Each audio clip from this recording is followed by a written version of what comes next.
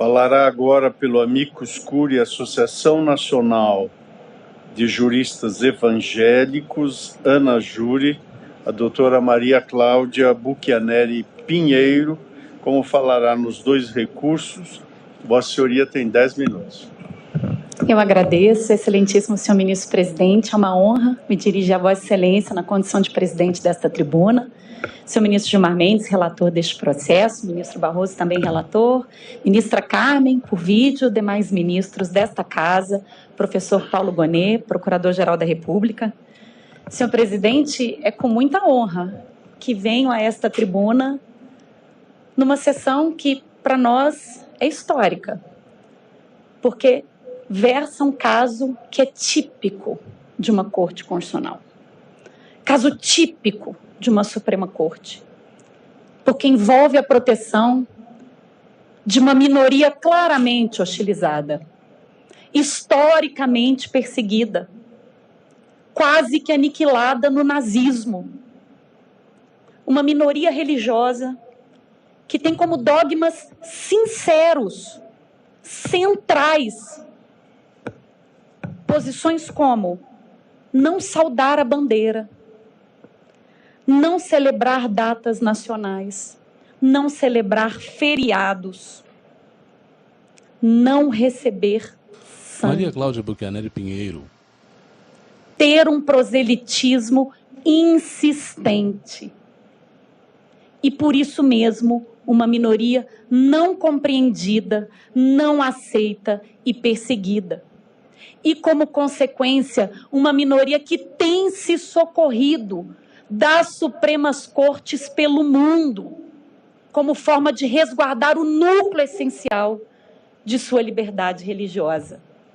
Eu trago aqui uma pequena passagem de Chuck Smith, em que ele ressalta como os testemunhas de Jeová são centrais na definição da liberdade religiosa pela Suprema Corte Americana. Ele diz o seguinte: poucos americanos estão conscientes da valorosa contribuição que as testemunhas de Jeová fizeram para as leis de nossa nação. Doutrinadores, no entanto, há muito reconhecem que as testemunhas de Jeová são as campeãs da batalha constitucional pela proteção da liberdade religiosa. Como bem analisou um estudioso sobre a contribuição das crenças na proteção do livre exercício religioso, dificilmente no passado algum único grupo foi capaz de moldar o curso ao longo do tempo de algum tópico de nosso vasto corpo constitucional, como fizeram as testemunhas de Jeová. Em 1950, as testemunhas de Jeová já haviam ganho 150 casos nas Supremas Cortes Estaduais Americanas e já haviam firmado 30 precedentes da Suprema Corte. E cá estamos, no Supremo Tribunal Federal Brasileiro, trazendo a questão das testemunhas de Jeová, que hoje, senhores ministros, representam 1.800.000 pessoas no Brasil. São 1.800.000 pessoas que professam a crença religiosa da testemunha de Jeová. 1.800.000 pessoas, ministro Dino, que andam com a carteirinha em seu bolso. E me lembro, ministro Alexandre de Moraes, na época que Vossa Excelência me orientou na minha dissertação de mestrado sobre liberdade religiosa, ainda em 2007, que mergulhei nas testemunhas de Jeová. E elas, então, andavam, ministro Dino, não só com a carteirinha, mas com um parecer plastificado no bolso do saudoso professor Celso Bastos, que dava a elas, sim, o direito não de escolher pelo suicídio. Elas não querem morrer. Isto não é um suicídio. Não há o desejo do resultado morte. Elas desejam viver, mas viver com dignidade. Viver segundo os ditames mais sinceros, mais sensíveis da sua crença religiosa. Elas não querem ter que fazer a escolha trágica entre a sua convicção religiosa ou acesso ao sistema público de saúde. Esta é uma escolha que nenhum outro aderente religioso precisa fazer. Então, por que é que nós imporíamos isso a esta minoria hostilizada que demanda, sim, um acolhimento ainda maior dos tribunais constitucionais que têm acolhido esta demanda? Trago como exemplo Estados Unidos, Espanha, Canadá, Argentina, México, Japão e Inglaterra. Todos eles já reconheceram o que se pede aqui, neste dia histórico, a esta Suprema Corte. Não quero tomar o tempo excessivamente de Vossas Excelências, mas falando um pouco de teoria dos direitos fundamentais, tema que o nosso Procurador-Geral da República e o relator ministro Gilmar Mendes dominam com excelência, mas aqui há algumas peculiaridades no suposto conflito de direitos fundamentais. A primeira peculiaridade: os direitos fundamentais em suposta situação de antagonismo, a vida de um lado e a liberdade religiosa de outro, os titulares são a mesma pessoa. Eu mesma sou a titular de ambos os direitos em situação de antagonismo. E isso impõe ao intérprete um olhar diferenciado. Eu não estou falando de um comportamento individual que atinge a esfera jurídica de um terceiro. Eu não estou falando de uma recusa à vacina, que, muito embora diga respeito apenas a mim, pode colocar em risco a coletividade como um todo e pode colocar em risco um programa maior de saúde pública de erradicação de uma doença. Eu não estou falando disso. Estou falando de dois direitos fundamentais em suposta situação de litigiosidade que atingem apenas uma pessoa e mais ninguém. E neste caso, nesse específico caso, que é muito particular, os teóricos de direitos fundamentais conferem uma especial prevalência à harmonização prática feita pelo próprio titular, a concordância de direitos feitas por aquele que é o único atingido, por a sua escolha. E a razão de ser deriva da própria dignidade da pessoa humana e do mínimo de autonomia existencial e de busca da felicidade. Doutora Cláudia, eu creio que Vossa Excelência, em termos de matéria fática, não entendeu o pressuposto da minha indagação. Não é de um modo geral, eu até frisei isso. Eu estou me referindo a uma criança de 6 meses. É este o caso. Ou a hipótese de uma pessoa que está absolutamente inconsciente. É este o caso.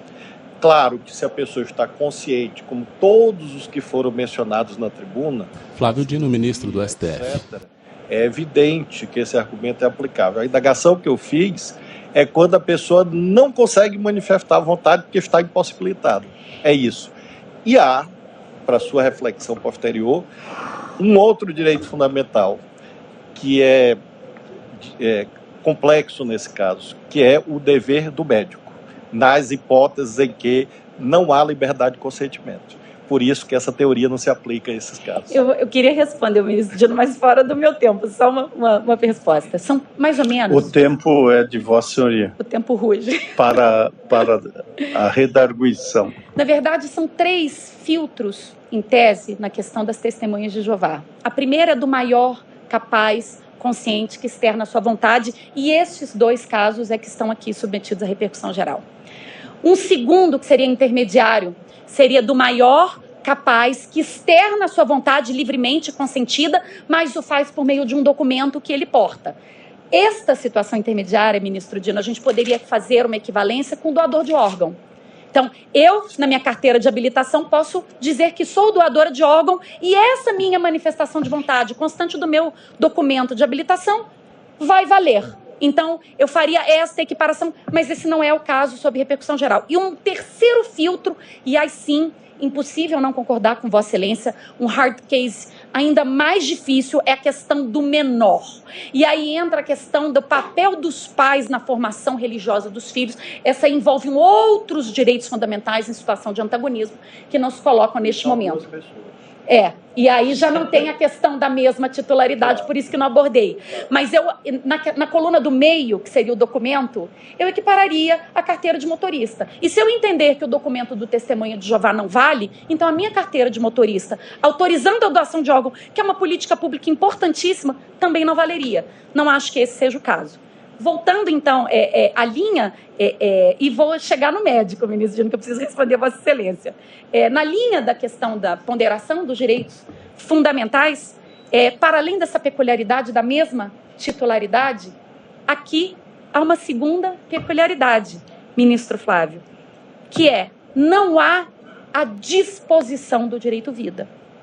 Porque daí a gente entra numa outra questão de direitos fundamentais, que é sobre a renunciabilidade dos direitos fundamentais. Posso eu renunciar ao meu direito fundamental à vida, à liberdade? Posso optar ser escravo? Posso optar por morrer? Esse é um debate dificílimo em teoria dos direitos fundamentais, mas ele não se coloca aqui. E por que não se coloca? Porque as testemunhas de Jeová não desejam morrer. Elas não querem morrer. Elas não abrem mão do seu direito fundamental. Não há renúncia ao direito fundamental vida. O que há aqui é a assunção de riscos calculados derivados da liberdade religiosa. E aqui abro um parênteses. Porque toda vez que falamos em tratamento médico, falamos da assunção de riscos. Se eu opto por me submeter a uma cirurgia plástica estética, eu assino um termo de consentimento de risco, ministro Fachin. Porque uma pessoa a cada 10 mil não volta da sedação, não volta da anestesia. Não há procedimento cirúrgico nenhum isento de risco. E nem por isso eu sou proibida de me submeter a um procedimento estético. Eu desconheço uma pessoa diagnosticada com câncer que não possa escolher não se submeter à quimioterapia, consideradas as consequências desse tratamento. Muito embora isto implique na assunção de um risco maior do evento que não se deseja, que é o evento morte. Eu também posso me voluntariar a um tratamento experimental de uma determinada doença e, com isso, me submeter ao risco de este tratamento me levar ao evento morte, que eu não desejo. Mas assumir riscos faz parte de todo e qualquer procedimento médico. E não compete ao médico substituir o paciente, entendemos nós, na escolha dos riscos que ele está disposto a correr. Hoje, por exemplo, há uma linha de pessoas que não se submetem mais à remoção da próstata em câncer de próstata. Opta-se pelo acompanhamento ativo. É uma escolha com riscos, mas uma escolha possível. E não existe um médico que possa obrigar a pessoa a escolher por tratamento outro. Então, indago a vossas excelências. Por que essa escolha de risco é legítima em tantas hipóteses, mas quando a razão de ser é a fé, encontra-se uma resistência? Presidente, eu posso ser abusivo? Não. Eu já falei 2 vezes, eu sei. Fique à vontade, ministro Dino. Eu agradeço, Vossa Excelência. Eu garanto que é a terceira e última, que é amigo da corte. Eu sempre lembro isso, não é inimigo da corte. Doutora, apenas para reflexão posterior, porque o julgamento não é hoje. Nesses casos que a pessoa, primeiro que a senhora mencionou, maior, capaz, etc., é claro que a vontade do paciente não pode ser subordinada do médico. Estamos de acordo. As situações são outras, que são os hard cases. E eu indago a senhora pode vender seu rim? A senhora pode vender sua córnea? A senhora pode colocar um anúncio na internet, estou vendendo meu rim, estou vendendo minha córnea. Por que eu faço essa pergunta de colisão radical de direitos fundamentais? Para lhe dizer que o caso não é tão simples quanto aparenta. Porque a senhora não pode vender seu rim. A senhora não pode vender sua córnea. Mesmo a senhora sendo maior, capaz, inteligente, a senhora não pode. Porque há limites legais. Então, nem tudo é disponível quando se fala do corpo. Apenas para me lembrar isso. Respondendo a Vossa Excelência, é porque não há o direito fundamental de gerar lucro a partir da alienação do corpo. Mas eu tenho o direito fundamental de professar a minha crença e de me autodeterminar segundo a crença que eu professo. Então, talvez a comparação, sei que foi no limite, esgarçando o fundamento, mas talvez a comparação não revele a sinceridade, a honestidade e a centralidade. E muito do que se resiste, e a colega que me antecedeu falou muito bem, a partir do momento em que a recusa ao tratamento veio acompanhado da motivação religiosa, a AGU sumiu. Ela foi intimada 17 vezes a falar e ela sumiu. E aí, com todo respeito, ministro Dino, não podemos ignorar o fator da pré-compreensão do fenômeno religioso mesmo, da heterodoxia, da não aceitação do diferente, do dogma que foge do ordinário. que motivou a perseguição às testemunhas de Jeová pelo mundo todo. Não se compreende, não se aceita. Mas a fé e os dogmas de fé não são racionalmente apreensíveis. Para muitas pessoas, idolatrar uma estátua não faz sentido nenhum. Para outras faz. Para umas pessoas, receber um pedacinho de pão na boca não faz sentido nenhum. Para outras, é o Deus vivo. Para muitas pessoas, um copo de vinho nada fala. Para outras, é o sangue. E para muitas pessoas, receber um tratamento, uma transfusão forçada de sangue, é uma violação. E aí aproveito para completar o colega que me antecedeu, há um trauma gigante das transfusões compulsórias recebidas por testemunhas. Fala-se em morte em vida, dada a centralidade, a honestidade desse dogma para as aderentes. E é por isso que elas se socorrem das Supremas Cortes como instrumento de proteção da sua própria sobrevivência enquanto crença legítima e tradicional. Meu tempo, presidente, lamentavelmente se esgotou. Então, o que pedimos nesse caso é o desprovimento do recurso do Amazonas, e aqui, com todo respeito, o procedimento é custeado pelo SUS. Só o que ele quer é uma transferência de domicílio. Não se justifica não dar, porque não se faz cirurgia de alta complexidade em Manaus. Toda e qualquer cirurgia precisa ser fora. Por que não mandar para o interior de São Paulo, onde não se faz com sangue? A pré-compreensão precisa ser vista. A gente precisa tirar a pré-compreensão de debaixo do tapete e entender que ela se faz presente nessas situações.